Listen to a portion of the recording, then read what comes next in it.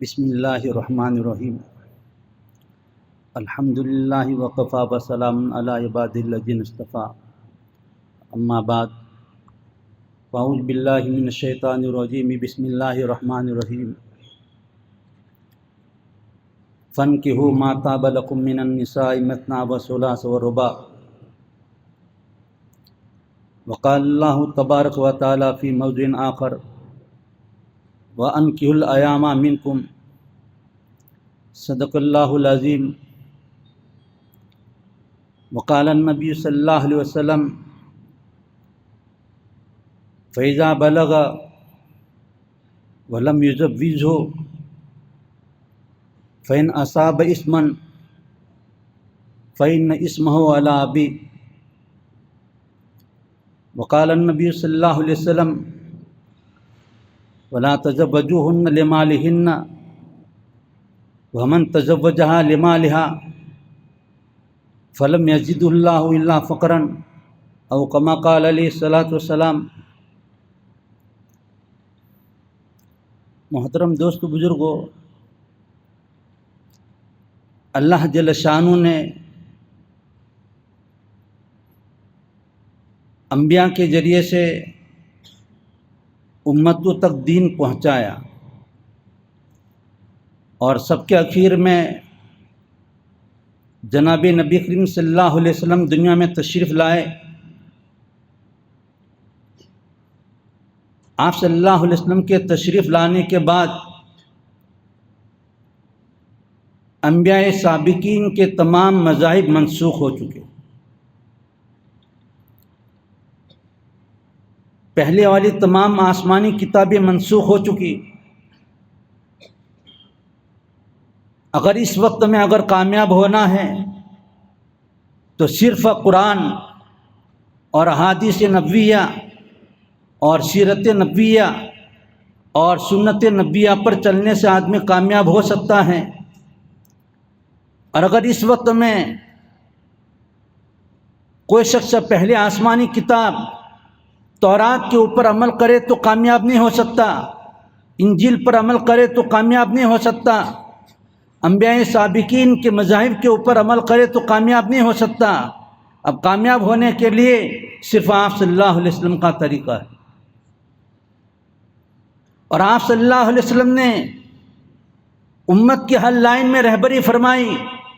یہ الگ بات ہے کہ امت مسلمہ نے آپ صلی اللہ علیہ وسلم کی رہبری کو چھوڑ دیا، اور امت مسلمہ نے آپ صلی اللہ علیہ وسلم کے طریقوں کو چھوڑ دیا، اور امت مسلمہ نے غیروں کے طریقے اختیار کیے، امت مسلمہ نے کافروں کے طریقے اختیار کیے، اور امت مسلمہ نے اسلام کے دشمنوں کے طریقے اختیار کیے، اور وہ طریقے جو آپ صلی اللہ علیہ وسلم نے امت کے سامنے پیش کیے تھے، اس امت نے ان طریقوں کو ٹھکرا دیا ہے، اور غیروں کے طریقے پر چل کر دشمنوں کو خوش کر رہے ہیں، اور غیروں کے طریقوں پر چل کر شیطان کو خوش کر رہے ہیں۔ اور ان طریقوں میں آپ صلی اللہ علیہ وسلم نے ایک شادی کا طریقہ اور ایک نکاح کا طریقہ امت کے سامنے پیش کیا تھا، اور یہ طریقہ انتہائی آسان تھا، اور اتنا آسان کہ ایسا طریقہ کسی مذہب میں آپ کو نہیں ملے گا۔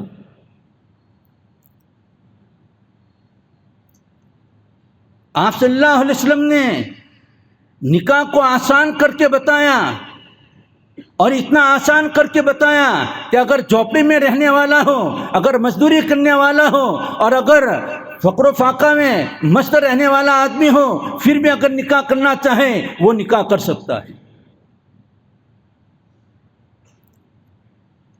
اور شریعت مطہرہ نے اور آپ صلی اللہ علیہ وسلم نے نکاح کے متعلق صرف دو باتوں کا اور دو خرچے شوہروں کے ذمے اور مردوں کے ذمے رکھے ہیں، ایک مہر کا خرچہ ہے اور دوسرا ولیمے کا خرچہ ہے۔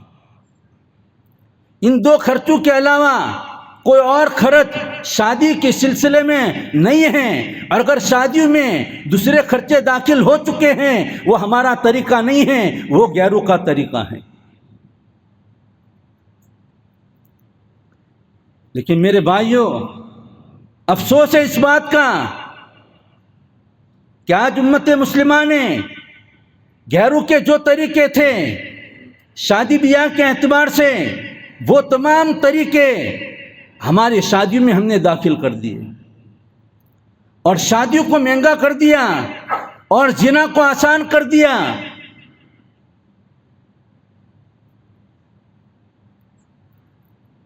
آپ صلی اللہ علیہ وسلم نے ارشاد فرمایا ان اعظم النکاح برکتاً ایسرہ معونہ، سب سے زیادہ برکت والا نکاح وہ ہے جس میں کم سے کم خرچہ ہو اور جس میں کم سے کم ٹینشن ہو اور جس میں کم سے کم بوجھ ہو، وہ برکت والا نکاح ہے۔ اور دوسرے الفاظ میں کہیں گے کہ جس نکاح میں ٹینشن زیادہ ہو اور جس نکاح میں خرچہ زیادہ ہو اور جس نکاح میں مصیبت زیادہ ہو، وہ بے برکت والا نکاح ہے۔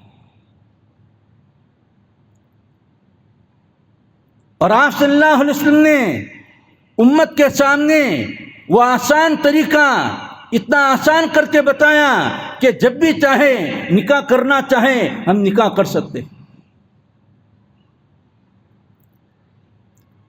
حضرت صفیہ رضی اللہ تعالیٰ عنہ کے ساتھ میں آپ صلی اللہ علیہ وسلم نے نکاح کیا، وہ سفر کے حالت میں نکاح کیا۔ خیبر سے واپسی کے موقع پر آپ صلی اللہ علیہ وسلم نے حضرت صفیہ رضی اللہ تعالیٰ عنہ کے ساتھ میں نکاح کیا۔ یہ حضرت صفیہ رضی اللہ تعالیٰ عنہ اپنے خاندان کی بیٹی کی، اپنے خاندان کے سردار کی بیٹی تھی، لیکن اس موقع پر آپ صلی اللہ علیہ وسلم نے جو شادی کی، شادی کے موقع پر آپ نے اپنے رشتہ دار جو مدینہ میں تھے ان کو نہیں بلایا، آپ نے اپنے وہ رشتہ دار جو مکہ میں تھے ان کو نہیں بلایا، آپ نے سفر کے حالت میں یہ شادی کی ہے اور سفر کے حالت میں جہاں ایک خیمہ کپڑے کا ڈال دیا گیا تھا اور اسی میں رخصتی ہوئی۔ اللہ نے فرمایا کہ اللہ کے رسول صلی اللہ علیہ وسلم اس وقت میں آپ کو جو تکلیف ہے وہ مجھ پر تکلیف ہو جائے۔ دوسری ازواج مطہرات جو تھی وہ گھرنے لگی تو آپ صلی اللہ علیہ وسلم نے ارشاد فرمایا انہا لصادقہ، یہ سچ بول رہی ہیں۔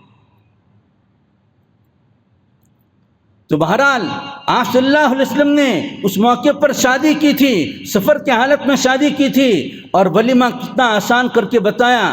آپ نے حضرت بلال کو کہا کہ صحابہ کو کہو جس کے پاس جو کھانا ہے وہ لے کر کے آوے۔ کچھ صحابہ تھے ان کے پاس میں سفر کا جو توشہ تھا وہ لے کر کے آئے اور سامنے رکھا اور وہ کھانا مل کر کے کھایا۔ آپ نے ارشاد فرمایا یہ ولیمہ ہے۔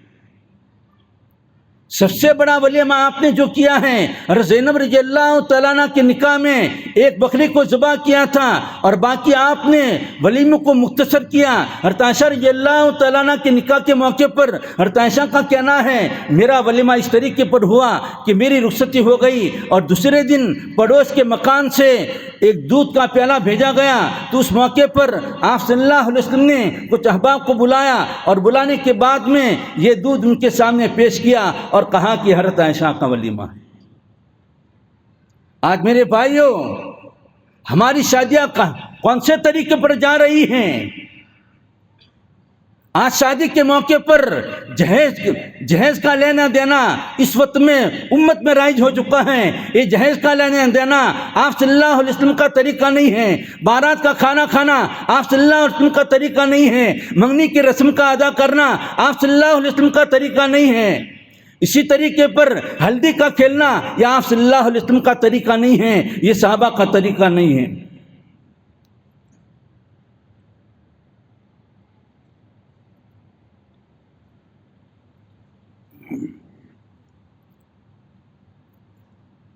آج میرے بھائیوں قرآن کی تعلیمات کے خلاف ہماری شادیاں ہو رہی ہیں، آپ صلی اللہ علیہ وسلم کے ارشادات کے خلاف ہم شادیاں کر رہے ہیں۔ اللہ تعالیٰ نے قرآن میں فرمایا وَأُحِلَّ لَكُم مَّا وَرَاءَ ذَلِكُمْ أَن تَبْتَغُوا بِأَمْوَالِكُمْ کہ مردو تمہارے لیے ان عورتوں کو حلال کر دیا گیا ہے یہ کہ تم تمہارے مالوں کے ذریعے سے ان عورتوں سے شادی کرو۔ یہاں مردوں کو کتاب ہے وَأُحِلَّ لَكُم مَّا وَرَاءَ ذَلِكُمْ أَن تَبْتَغُوا بِأَمْوَالِكُمْ تمہارے مالوں کے ذریعے سے ان عورتوں کے ساتھ میں شادی کرو۔ لیکن میرے بھائیوں ہم قرآن کی آیت کے خلاف کرتے ہیں، اب گھر کے بسانے کی ذمہ داری مرد کی ہے۔ حدیث پاک میں آیا من استطاع منکم الباۃ فلیتزوج، جو تم میں سے گھر بسانے کی طاقت رکھتا ہے چاہے کہ وہ شادی کرے، اور جو شخص گھر بسانے کی طاقت نہیں رکھتا ہے چاہے کہ وہ روزہ رکھے۔ یہ عبداللہ ابن مسعود رضی اللہ تعالیٰ عنہ کی حدیث ہیں جو حضرت علقمہ اس کو بیان کرتے ہیں۔ بہرحال یہ حدیث بھی ہیں اور قرآن کی آیت بھی ہیں، اس میں کہا گیا گھر بسانے کی ذمہ داری شوہر کی ہے۔ آج میرے بھائیوں جہیز عورتیں لاتی ہیں، جہیز کی ذمہ داری عورتوں پر دی گئی، دلہن کو دی گئی، یہ سراسر عورتوں کے اوپر ظلم ہے، اسلام کی تعلیمات کے خلاف ہیں۔ جہیز کا لینا دینا غیروں کا طریقہ ہے۔ میرے بھائیوں وہ شوہر اور وہ دلہا جو جہیز کو لیتا ہے اس سے بڑا کوئی ڈاکو نہیں ہو سکتا۔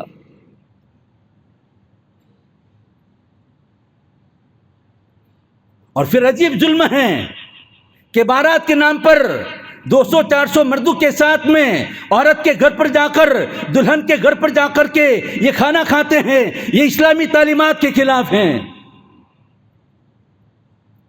کون سے حدیث میں آیا ہے بارات کا کھانا؟ کون سے صحابی نے باراتی کو کھانا کھلایا؟ کون سے تابعی نے باراتی کو کھانا کھلایا؟ آج میرے بھائیوں ہندوؤں میں اور غیر مسلم میں جہیز کا جو طریقہ تھا وہ طریقہ ہم نے اختیار کر لیا اور نبی کے طریقے کو ہم نے اپنے پیروں کے نیچے رون ڈالا۔ بارات کا کھانا کھلانا یہ غیروں کا طریقہ تھا۔ آج مسلمانوں نے آپ صلی اللہ علیہ وسلم نے جو شادی کر کے اور بارات میں کھانا نہ کھا کر کے جو طریقہ بتایا تھا ہم نے اس کو ٹھوکر ماری ہے اور غیروں کے طریقے پر چل رہے ہیں۔ اور شادیاں مہنگی ہو چکی، ہماری اولادیں گناہوں میں مبتلا ہو رہی ہیں۔ ترمذی کی حدیث ہے، آپ نے ارشاد فرمایا یا علی 3 باتوں میں تاخیر مت کرنا، اور اس میں سے ایک بات یہ کہی کہ جب جوڑا مل جاوے فوراً اپنے اولاد کا نکاح کر دینا۔ بالغ ہونے کے بعد میں جنسی جذبات ہوتے ہیں، اگر وہ جنسی جذبات جائز طریقے پر نہ پورے کیے گئے تو ناجائز طریقے پر یعنی زنا یا دوسرے راستے کے ذریعے سے اس کو پورا کیا جائے گا۔ آج لڑکیاں 30 سال کی ہو جاتی، 35 سال کی ہو جاتی، 40 سال کی ہو جاتی ہیں، اس جہیز کی مصیبت کی وجہ سے اور بارات کا انتظام نہ ہونے کی وجہ سے شادیوں میں تاخیر ہوتی ہے۔ لڑکوں میں شادیوں میں تاخیر ہوتی ہے، یہ گناہوں میں مبتلا ہوتے ہیں۔ اور اگر وقت پر اپنی اولاد کی شادی نہ کی اور اولاد گناہوں میں مبتلا ہو گئی تو یاد رکھو آپ صلی اللہ علیہ وسلم نے ارشاد فرمایا فَإِذَا بَلَغَ، جب اولاد بالغ ہو چکی ہیں، فَلَمْ يُزَوِّجْهُ، اور اس کی شادی نہیں کروائی ہیں، اصابہ فَإِذَا أَصَابَ إِثْمًا، پھر اگر وہ کو گناہ کا ارتکاب کر لیتا ہے تو آپ نے ارشاد فرمایا فَإِنَّ إِثْمَهُ عَلَىٰ أَبِيهِ، اس کا گناہ باپ پر ہوگا۔ اگر بیٹیاں زنا کاری کر رہی ہیں اور وقت پر شادی نہیں کی ہیں اس کی وجہ سے والدین کو گناہ ہوتا ہے، اگر بیٹا وقت پر شادی نہ کرنے کی وجہ سے گناہوں میں مبتلا ہو رہا ہے تو ایسی صورت میں اس کا گناہ ماں باپ کے اوپر ہے۔ لڑکا لڑکی عمر کے اعتبار سے 15 سال میں بالغ ہو جاتے ہیں۔ میرے بھائیوں جب بھوک لگتی ہے تو کھانا کھانا پڑتا ہے، پیاس لگتی ہے تو پانی پینا پڑتا ہے۔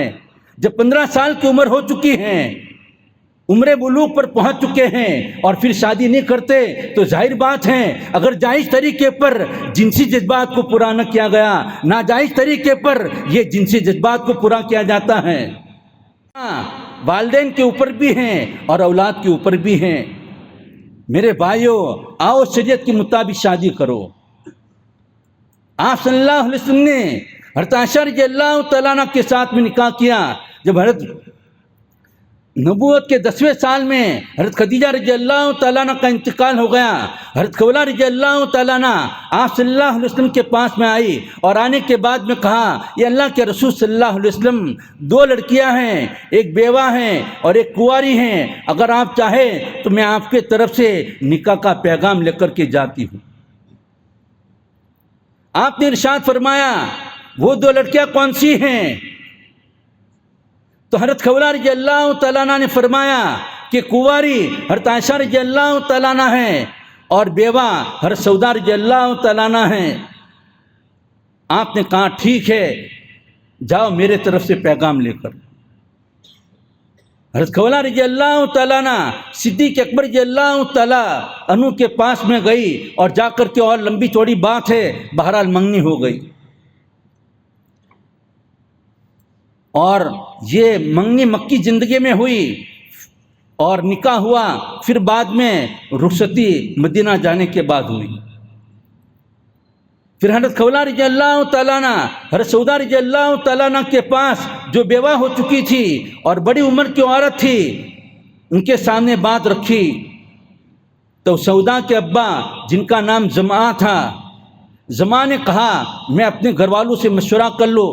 زمعہ نے اپنی بیوی سے مشورہ کر لیا. مشورہ کرنے کے بعد میں کہا ٹھیک ہے، ہم اپنی بیٹی کو آپ صلی اللہ علیہ وسلم کے ساتھ میں شادی کرنے کے لیے تیار ہیں. اور اسی وقت میں زمعہ کے بھائی اور آپ صلی اللہ علیہ وسلم کے چچا جمع ہوئے، اور چچا نہیں، آپ صلی اللہ علیہ وسلم کے 2 خاندان والے وہ جمع ہوئے، اور جمع ہونے کے بعد میں یہ نکاح کر دیا.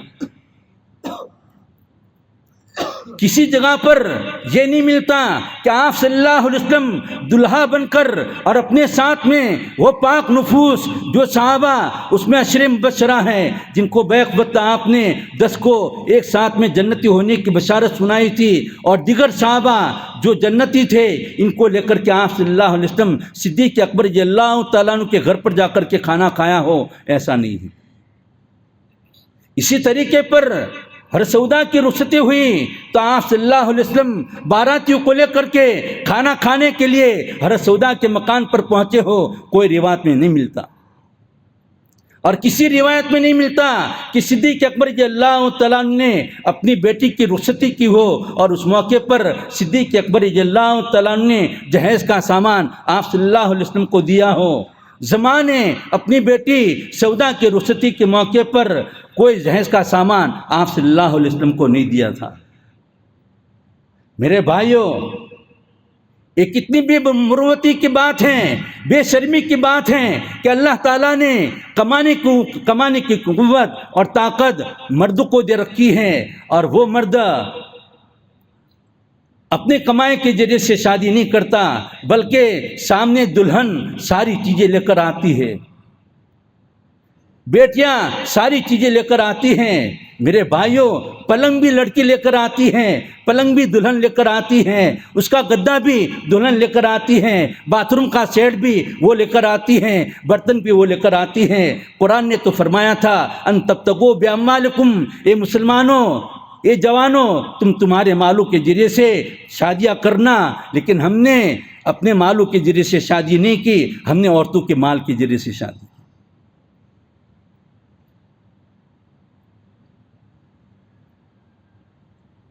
جہیز کا لینا دینا دونوں ناجائز ہیں، اس لیے کہ جہیز کی وجہ سے شادیاں مہنگی ہو گئی، اور شادیاں مہنگی ہو گئی، زنا کا دروازہ کھل چکا ہے، سود کا دروازہ کھل چکا ہے. سودی پیسے لا کر لڑکیوں کی رخصتی کی جاتی ہیں. اور میرے بھائیوں، وقت پر شادیاں نہ ہونے کی وجہ سے ہماری بیٹیاں غیروں کے فندوں میں پھنس رہی ہیں. ان کا مستقل ایک پلان ہے، اور دوسری طرف بغیر جہیز کے شادیاں نہیں ہوتی، جس کی وجہ سے امت مسلمہ کی لڑکیاں غیروں کے حوالے ہو رہی ہیں، جو مرتد ہو کر کے جہنم کی مستحق بن رہی ہیں. میرے بھائیوں، آ جاؤ سنت کے مطابق شادیاں کرو، آ جاؤ طریق اسلام کے مطابق ہم شادیاں کریں. احمد آباد کا جو واقعہ عائشہ کا پیش آیا، جس نے پوری دنیا کو جھنجھوڑ کر رکھ دیا، شادی ہونے کے بعد میں اس کا شوہر جہیز کے بارے میں تانے دیتا تھا، مال نہ دینے کے بارے میں تانے دیتا تھا، جس کو یہاں سے آخرکار اس نے خودکشی کر لی۔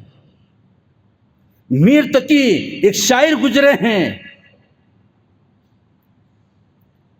ان کے پاس ان کی ایک لڑکی تھی، ان کے پاس میں ایک دکان تھی،